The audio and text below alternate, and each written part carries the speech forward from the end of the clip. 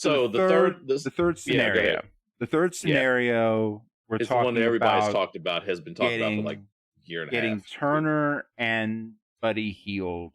Right. And the trick to get that is then you need to send Westbrook to the Pacers. Yeah, so Buddy Hield is making, like I said, almost 23. He's on making 23 mil. He has 3-year contract left, or 3 years on his contract, rather. Miles Turner is a free agent at the end of this season. He's currently making 18. And, of course, Westbrook is a free agent at the end of the season as well, and he's making 47. So he would do that. He would have that. That would be the money-wise. And, of course, at least 2 picks. That's sort of where things are at right now. My cat has decided to join us. She is pissed off at the moment. I will handle this. You go ahead. Yeah. So I think that, again, this is the trade scenario that a lot of people are talking about. And again, you talk about the pop of, the story here, especially when you consider the scenario where Russ wasn't coming off the bench. And if Russ wasn't willing to come off the bench, then the idea here is, okay, well, fine. We need 3-point shooting.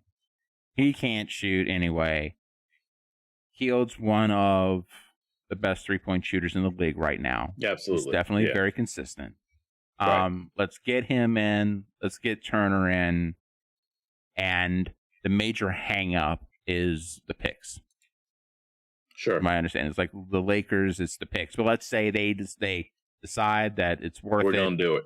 We're going to do it. Make it happen, Captain. So then you have effectively what, Pat Bev? So you would still have your backcourt. You would still have your point guards, I guess I should say. So, I would think you go Pat Bev or none, just, flip a coin and figure out which one. I think Pat Bev will be more important come playoff time than he is regular season. Let me ask this question before we move off of point guard. Yeah. Is Pat Bev still the player that he was? No. Sorry. I didn't mean to cut you off. No, I just knew you knew what I was asking. Yeah, I was like, no. Okay. No, he's not. And that's why he's not the starter. That's the difference where I'd be like, I'm okay with him coming off the bench. Because in certain spots, what's the country music? I can see the dude, something Keith. Toby Keith. You're talking to the wrong guy, man. Man, I was struggling. I was coming out. I was very proud that I remembered his name had the name Keith in it. But I'm not as good as I once was, but I'm as good once as I ever was. I remember that line. Sure. I don't know the song. Yeah. That might be the name of the song. Well, I apologize to anyone. Please let us know. I can't remember that. You know what's so funny? I can't remember if that was a boxing promo or a wrestling promo, but that line it was something with fighting. Is it was like that old school line. That up. It's an old school. I mean, that's been around forever. That's where I see Pat Bev. I wouldn't put him out there all the time, every time being your starter. But if there's a dude that's just going off, I'd stick Pat Bev on, even if he's just annoy the heck out of him and try to get him kicked out of a game. Sure. Draymond. Do that like that would be where I see him. So no, but Buddy Hield right now is shooting. Let's see. I was trying to see what his 3-point. So, but Buddy Hield is an outstanding 3-point shooter. Oh yeah, Buddy Hield is shooting 42.7% on 9.5 attempts. So. Yeah, the man knows how to put up some shots. I saw him against the Bulls the other night where he almost brought them back single-handedly. They lost, but he legitimately almost single-handedly brought them back. So it's not just that he's a good 3-point shooter. Like they would go to, you have a great 3-point shooter next to LeBron now. Right. Let's say Kendrick Nunn's your starter. You got Schroeder. You got you got Pat Bev. You got to kind of triumvirate there. You got kind of like 3 guys that you can switch in and out, however you want to do that. But you got good, serviceable NBA players. That's the way to say that. You got Buddy Hield at the 2. He is a clear shooter. That is Right. what he is there for. He can stay in front of people. He can send them defensively to And the he's two big been guys that are going to be standing and he's been back doing there. it for a while, and I think that he's veteran savvy, all that good stuff, but he's Yep. not 100 years old either. Sure. So then your front court is just like the second scenario. So you got LeBron, you got AD, and you got Turner now Sure. at center. Yep. I like this team better simply because not only is everyone in the right spot, but you don't have any glaring hole either. At point guard, giving up, like I said, and maybe there would be another scenario that they could work out, that they could send someone different. Even with Russ still there and coming off the bench and having Turner, I would think their starting lineup would just get cooked a lot at point guard and probably two as well. Just simply because of what you have. Because also, you put completely forgot to mention, good enough. I completely forgot to mention though, because Lonnie Walker is still there. He's now off of your bench, so you could come in with a second team instead of going real offensive on the second team. You could go super defensive. So anything like you could throw really different lineups out there at any one point. So so you could go super defensive to super offensive or some variation. You have just a lot more chess pieces to move around. Now, we're leading in the fourth quarter of a decided, a playoff game or even just a regular season game, but a playoff game especially. And we don't need the shooting. We need the stopper. Okay, Lonnie Walker, you're now coming in. Right. I've got a stopper. Oh no, we're down 5.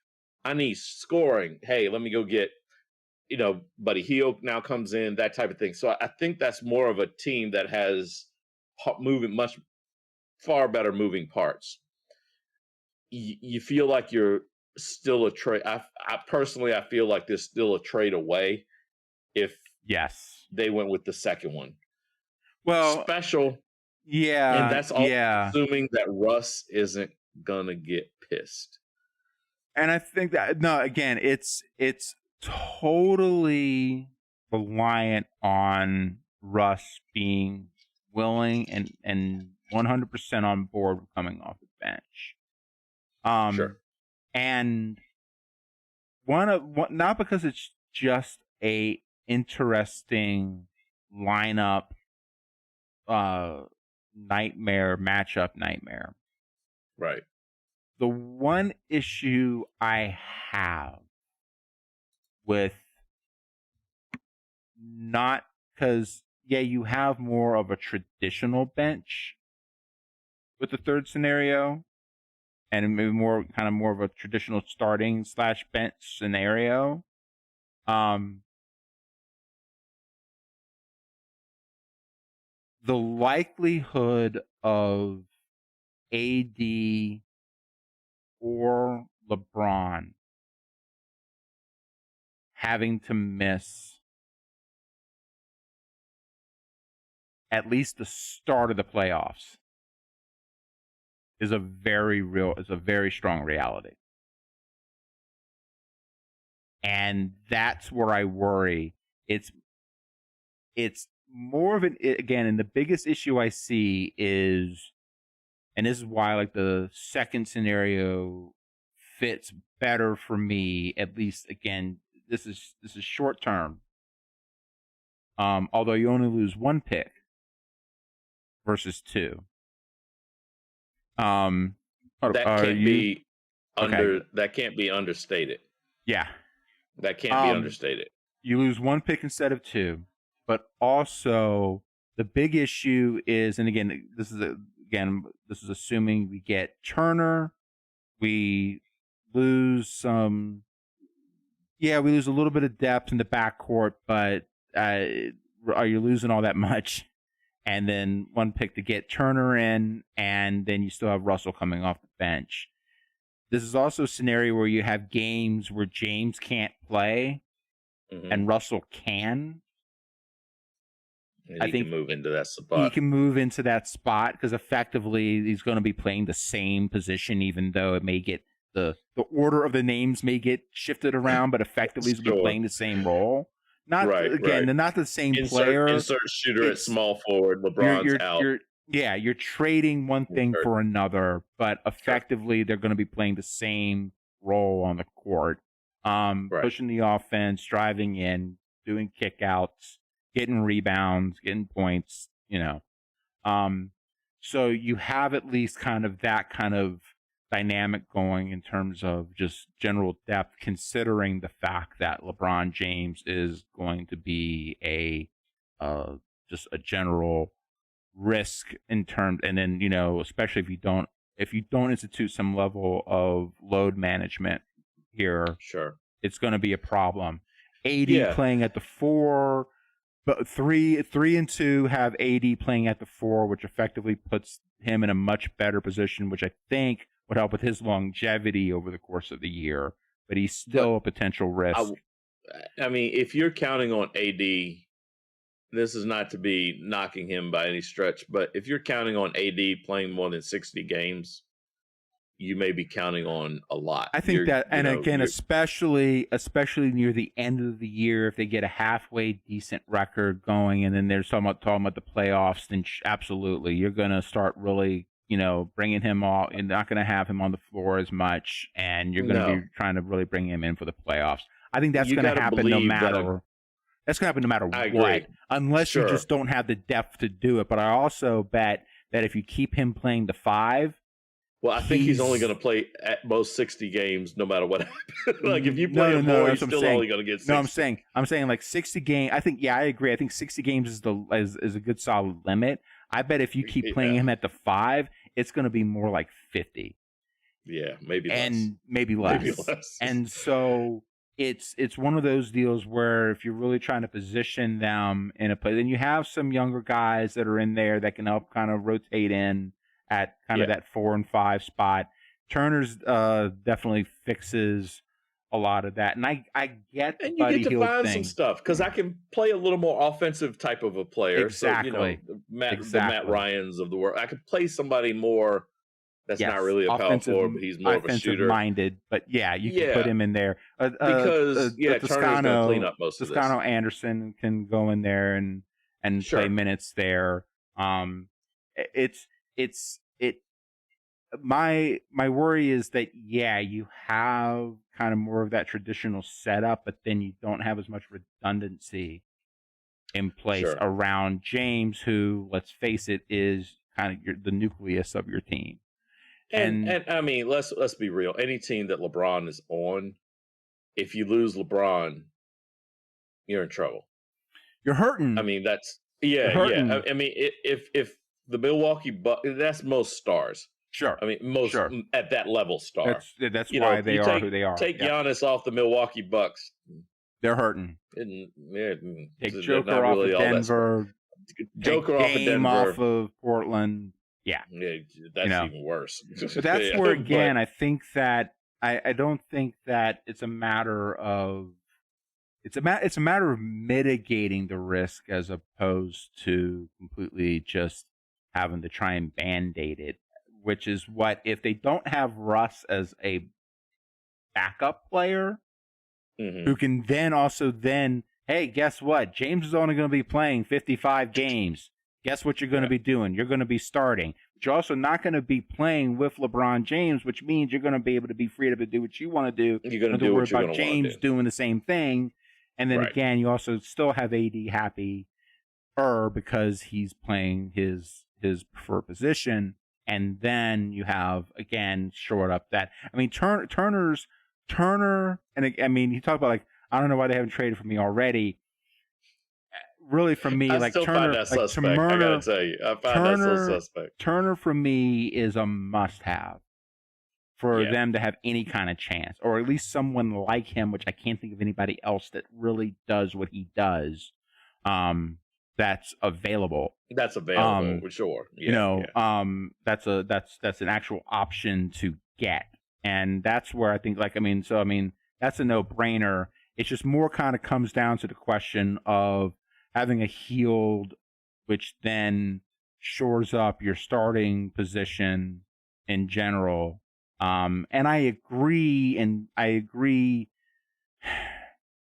Again, Lonnie Walker now comes out of that and goes down to the bench. In principle, yeah, you have maybe more kind of collective bench, but the big problem is the load management on LeBron. How do you have pieces in place that can help when LeBron has to sit out, when LeBron has to miss games? You know, if you're able to time it right, sure, but I don't know. It's one thing to be load managing and another thing for a guy to be hurt. Right. Load managing, I can balance. Hey, AD, Sure, you're going to get tomorrow off. Yeah, LeBron's day after. And we can, kind of rotate accordingly. It's, right. Oh, LeBron pulled a hamstring. Right. Or Anthony Davis, walked down some stairs. Or whatever it was that happened to him. I know. At that point. Know. Yeah, honestly, that's you've got that kind of that's always the tougher one. But let us know. Let us know what you think. Those are our three scenarios. I'm really curious of what one, kind of, what do you think will happen, but also what do you think would be the better fit? Either the three scenarios that we talked about right now, or maybe a scenario out there that involving other teams, that because you never know, it could be like some 3-team situation there may be some blockbuster sitting out there that just kind of at least positions itself as good, of maybe not better. And also, I don't know. I'm just trying to think about scenarios that can at least give them a chance. They're going to trade Russell Westbrook to the Bulls for Vucevic. And so they're going to have Vucevic there, and the Bulls will have Westbrook. This would be a terrible team. I want no parts of this, like no part of it whatsoever. Vucevic would be good for the Lakers, but I don't see Westbrook. And that is the only way that would be a terrible. So Westbrook, Levine, and DeMar. No, just never mind. Skip. I never said that. I'm not even putting that in the ether. Maybe you can have Russ coming off the bench for the Bulls. I would like all of the draft picks if that's the case. All the picks. All of them. All the picks. All of them. I think you heard what you heard was a lot of picks. That's not what I said. I said all of them. All the picks. Every pick you have. Yeah, I want the ball. So anyhow, let us know in the comments below what you think of that. I think you better get that rock like right now, Lakers. Yes. Yeah. It ain't happening again. Maybe the fourth option is LeBron. Hey man, this is what you wanted around you. This is what we got, assuming that he won. I still have trouble believing that he picked Russ over DeMar. I still have such trouble believing that I'm not saying he hasn't requested that kind of thing before, because LeBron likes his star players around him. But man, that just never made sense to me why he didn't get him. I'm glad. I'm a Bulls fan. I'm loving having DeMar in Chicago. Yeah. And not LA. Oh yeah. But yeah. Hey, thanks everyone. Thanks everyone who popped on. Thanks for everyone who has listened this long. Absolutely. If you haven't already, please drop a subscribe, a like to the video if you like this random discussion of various different scenarios for the Lakers. We're going to be talking about some other teams. Along with us. Drop us in the comments. Let us know some other Theory Crafter. We're going to be talking about some other teams moving forward, I promise, because that's what we wanted to do to begin with, but just stuff keeps happening with these two teams. Anyway, thank you. And with that, this is Getting Work, signing off. Later, fam.